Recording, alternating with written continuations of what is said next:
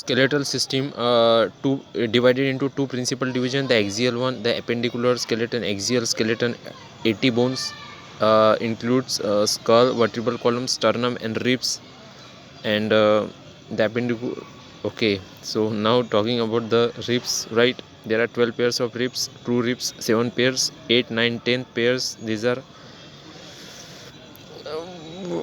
vertebrochondral ribs, that is false ribs, and floating ribs, that is two last pairs. That's it. Then appendicular skeleton, each limb 30 bones, so total limbs 4, so 120 bones, right? There is pectoral, pelvic girdle, and this help in articulation of upper and lower limbs respectively with the axial skeleton. Now pectoral girdle made up of two, that is scapula and clavicle. Now scapula, it is triangular in thorax. In dorsal side, it has spine, slightly elevated spine.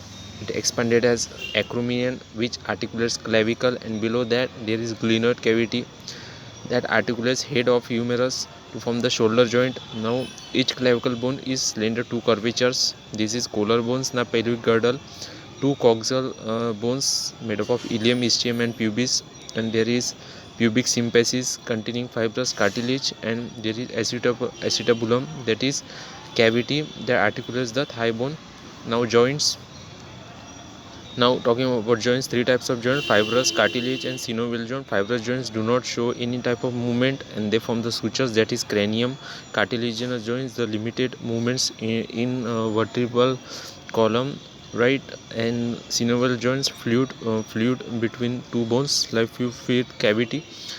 And these are like ball and socket joint, that is humerus and pectoral girdle, right? Now hinge joint, that is knee joint, elbow joint and knee ankle joint, pivot joint, atlas axis gliding joint, carpals, sandal joints between carpals and metacarpals of thumb.